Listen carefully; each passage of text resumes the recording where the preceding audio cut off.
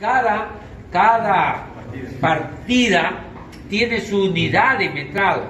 Por ejemplo, los cimientos tienen unidad en metros cúbicos, ¿no?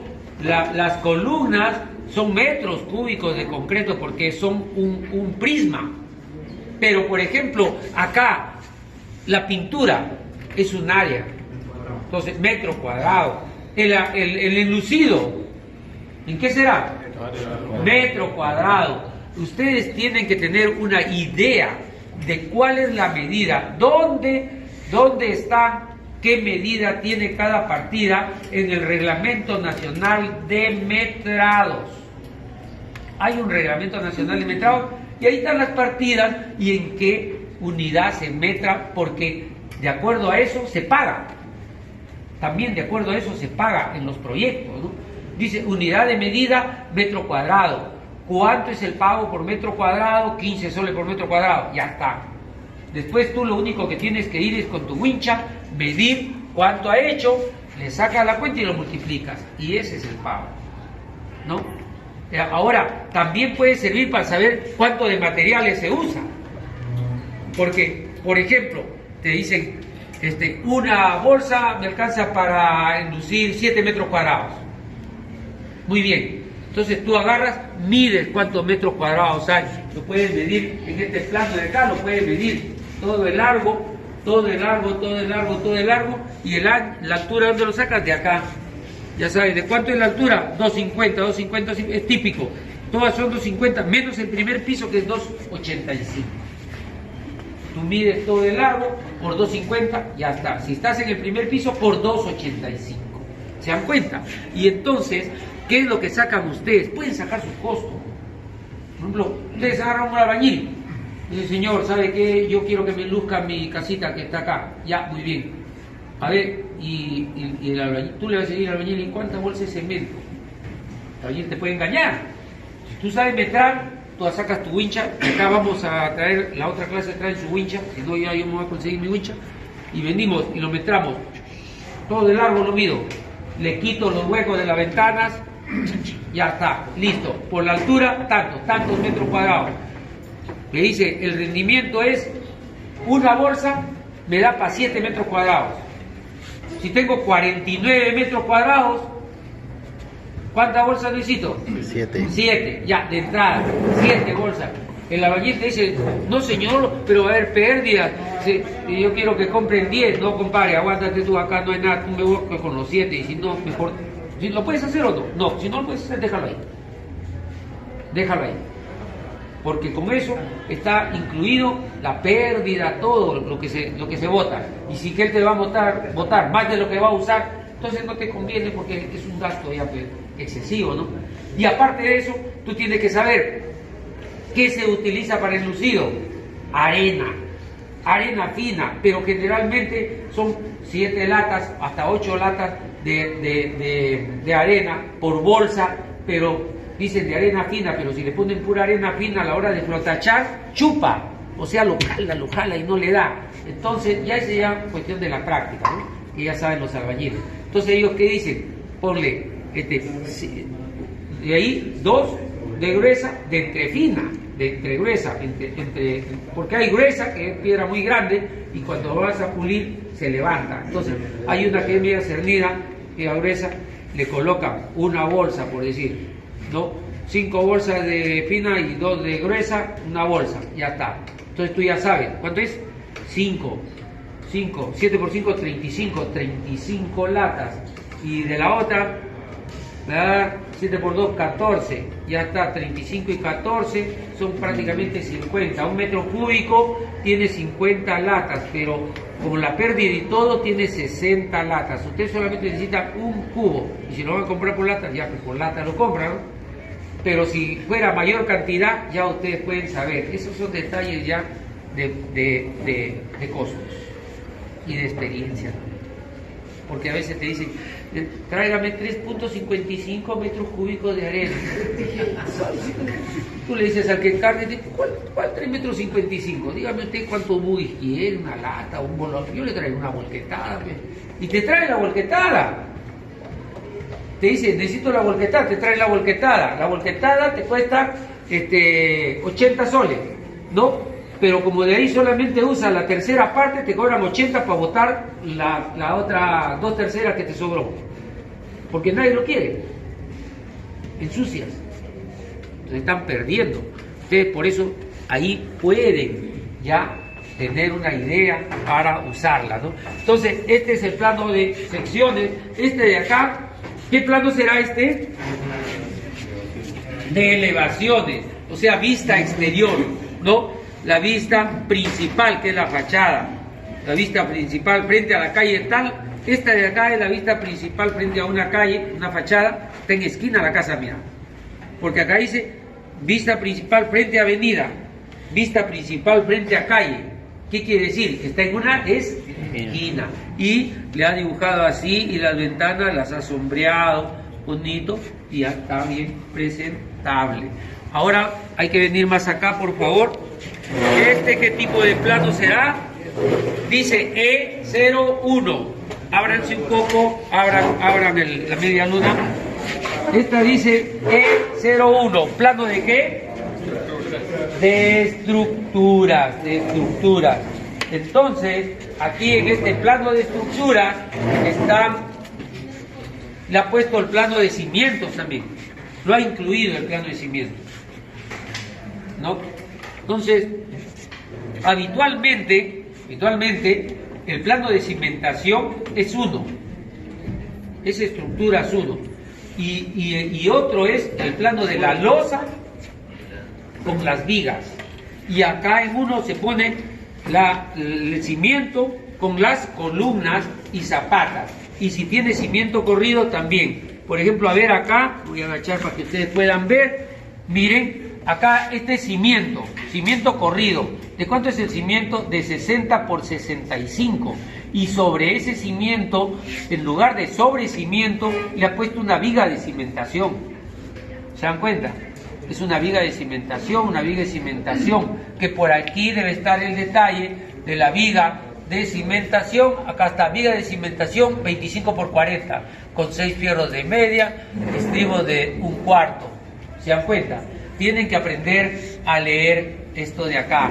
Entonces, después ya en la otra clase que tengamos un poquito más de tiempo, lo vamos pasando, no sé, o cada uno trae su plano, cada grupo se junta y lo podemos ir viendo y yo voy con ustedes asesorándolos, ¿no?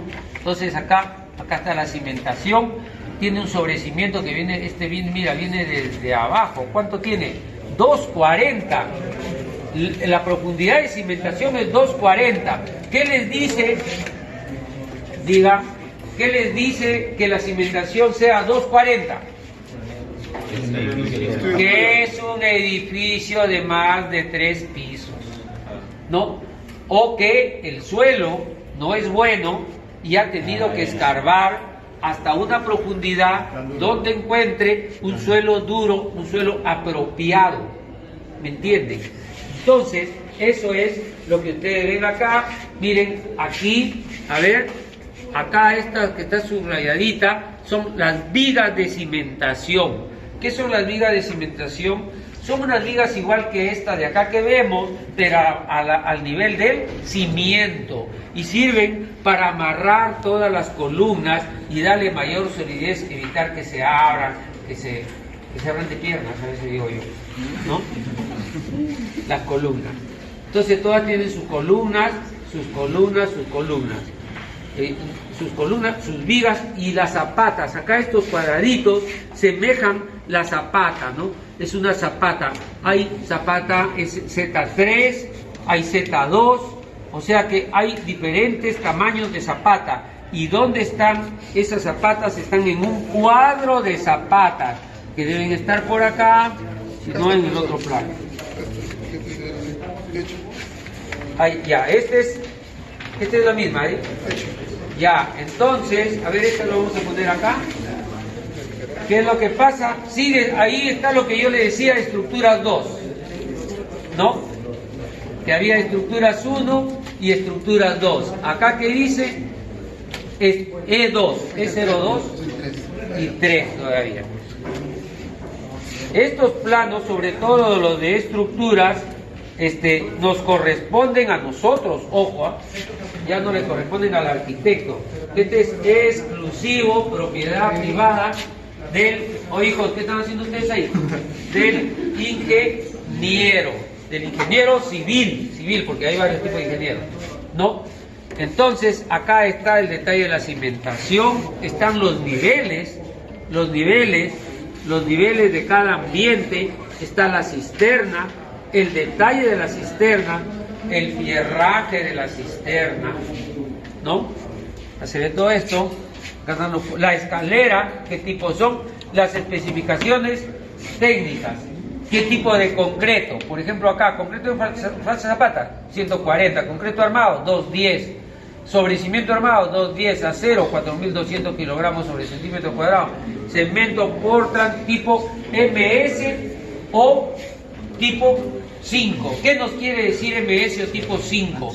Que, bueno, el MS es para evitar los sulfatos, ¿no? Eso es lo que normalmente se debe usar. Pero tipo 5 es un cemento especial para la agresión de sales, en ambientes extremos de sales. Entonces, cuando nos dice, tipo 5, quiere decir que el tipo de suelo que está acá es un suelo que está cerca del mar o que está cerca de un sitio donde hay demasiadas sales. Y puede haber salitre que malogre el concreto, entonces lo hacen con un cemento especial para que proteja la estructura. Por eso es que nosotros tenemos que leer las especificaciones técnicas, todo lo demás, ¿no?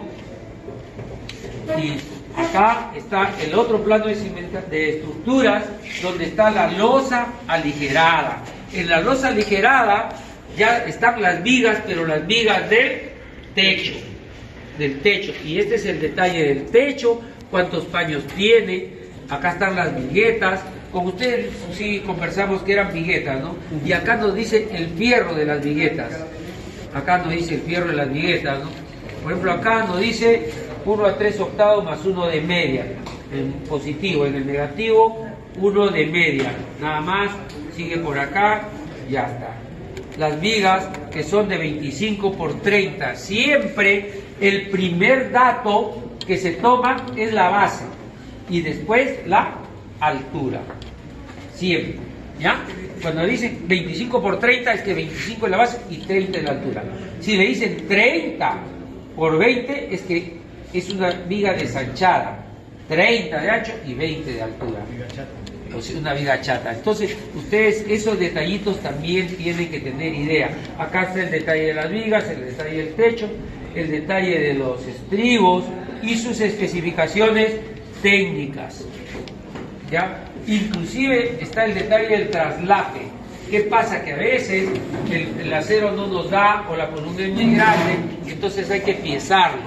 Entonces, ¿cuánto se traslapa? Hay un cuadro de traslape, ¿no? Si es fierro de media, debe traslaparse 45 centímetros. Si es de 5 octavos, 55, y si es de 3 cuartos, 65. Pero también no se puede traslapar en cualquier sitio, ¿no? Hay que traslapar en algunos sitios claves para que no, porque la viga no tiene el mismo, o la columna y la viga no soportan igual a todo lo largo, sino que tienen a determinadas distancias, tienen mayor esfuerzo. Entonces ahí no se puede traslapar. Y por último, si se traslapan y son varios fierros, nunca se traslapan todos a un mismo lado. Sino, por ejemplo, si en este lado se traslapa uno, en el otro lado lo traslapa más arriba. Uno arriba, el otro abajo. Uno arriba, el otro abajo, ¿no? ¿Para qué? Para que si se dobla, siempre hay otro que está completo. Si no, lo traslapas, lo unes todos al mismo lado, falla, hay una falla, ¿no? Entonces, estos cuadros también tienen sus ejes. Acá están sus ejes, que son los que me van a servir para hacer el trazo y replanteo. Este plano nosotros lo tenemos que llevar al campo. Y entonces medimos. ¿Cuánto tiene de frontera? 980. Mido los 980. Digo, de acá para acá hay un eje, lo mido. De acá mido el otro eje porque me da el centro de esta columna. Mido el otro eje, el centro de esta columna. Y así Eso lo marco en el terreno, lo marcan. ¿No he visto que lo marcan? Tiene su cordel, lo tiran, lo marcan con su yeso, ¿no? Y después ya comienzan a marcar el cuadrado que va a entrar para la zapata y escarban. O sea, eso es ubicar, trazar. Lo primero es el levantamiento, levantar los datos del terreno al gabinete. Pero luego que ya lo tienes en gabinete, el otro plazo es ir al terreno y dibujarlo. Dibujar en el terreno se llama trazar. Vamos a trazar el plano. Cuando hay algún cambio, se le pone replanteo. Vamos a replantear porque ya no es igual, pues, ¿no? Tenemos que replantear. ¿Ya? Esto de acá es un plano de localización y ubicación. Todos estos planos, por si acaso, están normalizados, tienen una norma técnica. Yo no lo puedo dibujar como quiero, ni en la escala que quiero. No, hay una norma técnica que nos dice en qué escala lo voy a dibujar y cómo va a ser. Cuando tú lo presentas al municipio de otra manera, te lo regresan y te dicen que estás observado. Está usted observado. ¿Ya? Entonces, acá está el plano de localización, donde está dentro de la urbanización, el ambiente donde está. Y el plano de ubicación dentro de la cuadra, a qué distancia está de la esquina y cuáles son los colindantes. Y también las áreas, cuáles son las áreas en cada piso, lo que vas a hacer. Dice área existente, demolición, nueva, ampliación, remodelación parcial, total. Sacas total, área parcial, techada total, área del terreno, área libre, si tiene estacionamientos, si cumple o no con la norma. Esta norma, la parte normativa, parámetro, se saca del municipio, se saca un certificado de parámetros, ¿no? ¿Qué son los certificados de parámetros? El certificado de parámetros es un documento que te dice las condiciones que debe de cumplir en la construcción que tú vas a tener y los planos. Por ejemplo, acá parámetros, el uso dice, para que en esta área, en esta zona, el catastro dice que es vivienda multifamiliar o familiar. Y el proyecto que dice vivienda familiar, quiere decir que cumple, está bien. La densidad neta es de 1.300 habitantes por hectárea. Y este de acá, en el proyecto, 1.330, se pasó, una pequeña observación ahí. El coeficiente de ejecución libre, acá el proyecto ya no importa lo que le ponga. Tanto por ciento de área libre, vivienda multifamiliar, área libre necesaria, acá le he puesto el 13.22%. La altura máxima que debe tener todo en la edificación, la altura máxima. Todos esos detalles te los da el certificado de parámetros, ¿no? Si va a tener retiro, o sea que no puede ocupar todo el área, tiene que tener un retiro, ¿no? Por ejemplo acá, el retiro del frente a la calle tiene que retirarse 2 metros lineales, no obligatorio. El proyecto dice que no, lateral ninguno, posterior tampoco. Alineamiento de fachada, sin volado sobre el límite de propiedad. Quiere decir que de la vereda para afuera no debe salir ninguna voladizo, ¿no? Entonces, si sale un voladizo, lo van a observar este proyecto. O cuando vaya a inscribirlo al registro público, es decir, con observaciones. O el municipio puede decir que lo demuelan también. ¿Está? Área de lote normativo. El lote normativo es 120 metros cuadrados. O sea que en esta área, cada lote mide 120 metros cuadrados. Pero este señor parece que se ha comprado 2 lotes y tiene 202.96. Frente mínimo 6 metros, ahí tiene 9.80. Ahí está que tiene 2 lotes, ¿no? Un poquito menos de 2 lotes. Pero lo normativo es 6 y el total 20, o sea 6 por 20. Acá está. Si va a tener estacionamiento, número de estacionamientos, 1 cada 2 departamentos. ¿Y él cuánto le ha puesto? 5 estacionamientos. ¿Cuántos departamentos tiene? Hay que contarlo por ahí en el de arquitectura y hay que ver. Puede tener máximo 2, pero casi nunca cumple porque la gente no quiere perder espacio en estacionamientos. salvo que lo vende, y eso que lo vende, pero le quita espacio para los departamentos completos, que le da más plata. Y aquí está el plano de ubicación y localización. ¿Qué otro plano tenemos?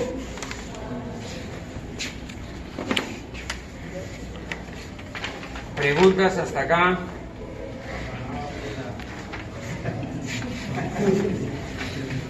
A ver, tenlo ahí, hijo. Ya. Bueno, este es el detalle del segundo al quinto nivel. ¿Se acuerdan que yo les dije que los planos variaban de piso en piso, pero que a veces a partir del segundo al tercero los hacen iguales? Entonces eso se llama plano típico. En este caso, todos los departamentos del segundo al quinto nivel son iguales. Solamente el primer piso es diferente, ¿no? Entonces él ha hecho su plano del segundo al quinto piso, con todos sus detalles constructivos y técnicos que tiene el otro plano. Solamente que varían la distribución y los elementos estructurales. ¿Ya? ¿Se remoló? Sanitarias eléctricas. Sanitaria eléctrica. Ah, acá está. A ver. Un favor. Hay que cuidarlo porque estos planos valen por si acaso, están firmados y su compañero los ha traído solo por servirlos, por lo cual le debemos dar un agradecimiento, porque cualquiera, es que es así pues, cualquiera no expone tus planos. Sáquenlo, agárrelo ahí.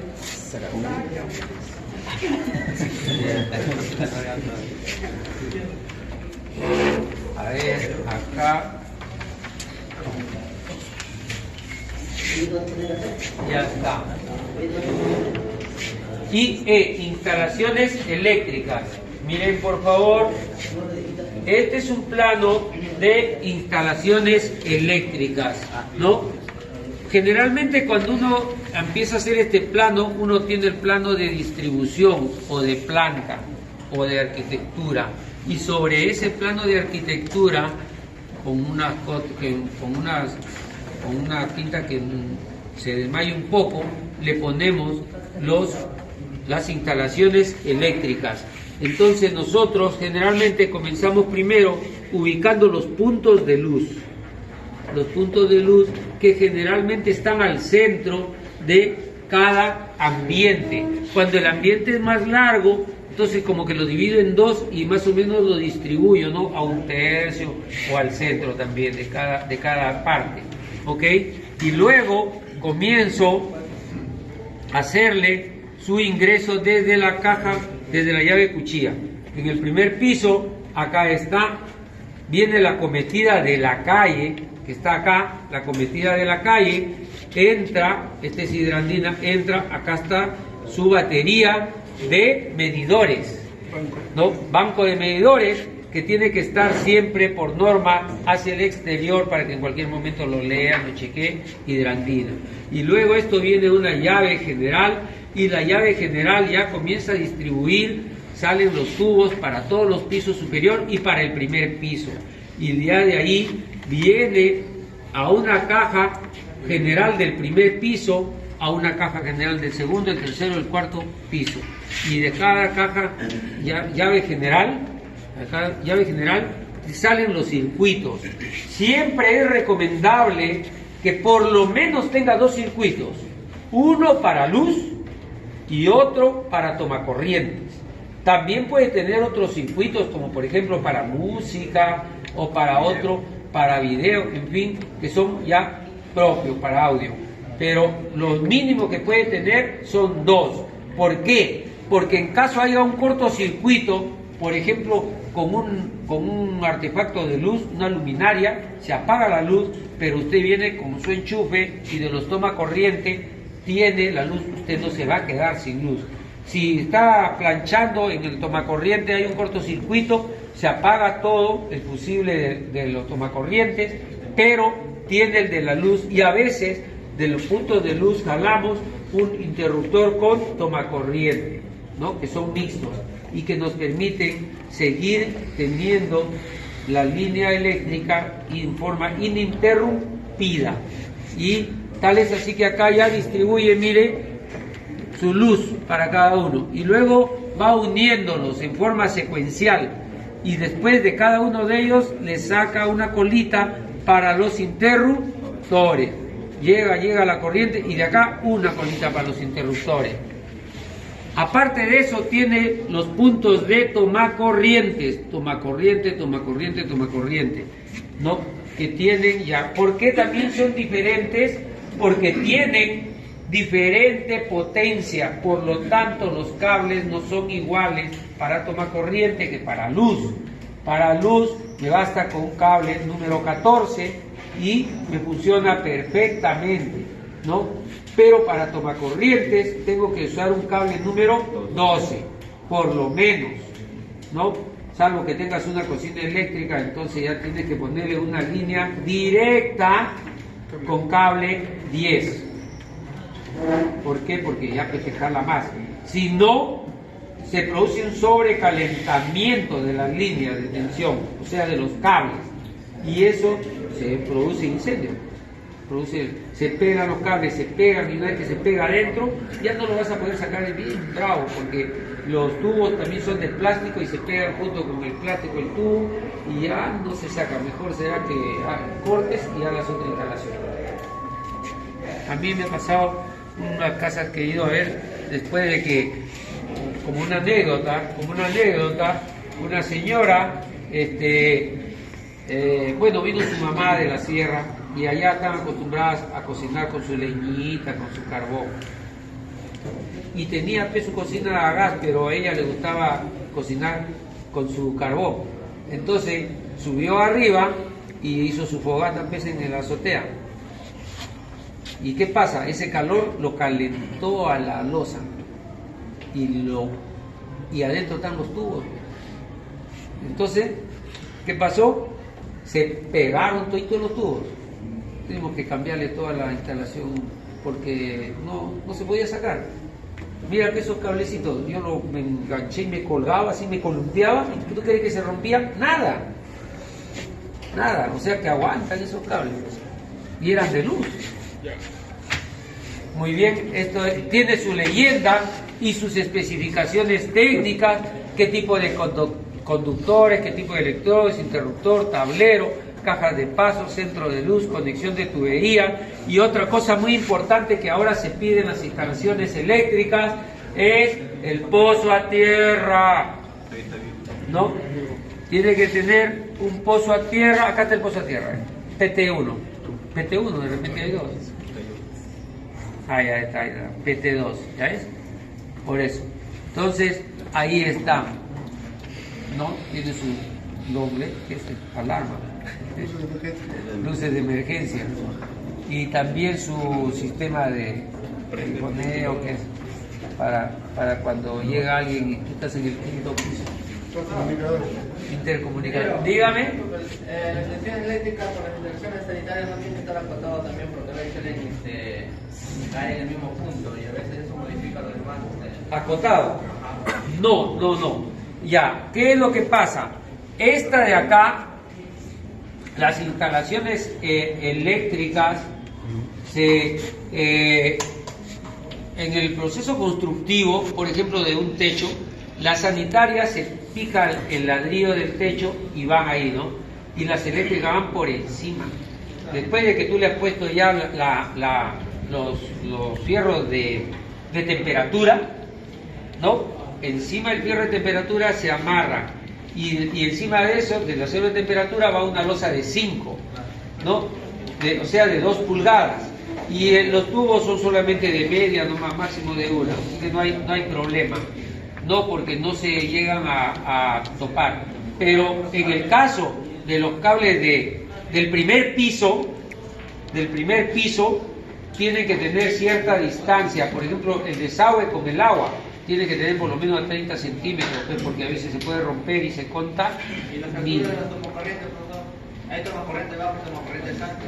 Claro, bueno, lo que pasa, todo eso está en una norma técnica de instalaciones eléctricas. Los tomacorrientes normalmente están a 30 a 30 del piso y los tomacorrientes altos están a 1,20. Depende para qué usted lo use. Por ejemplo, un tomacorriente alto se puede usar en las cocinas y entonces a partir de la losa, porque la cocina tiene su mesita de concreto, ¿no?, que se llama losa, ¿ok? ¿Dónde está?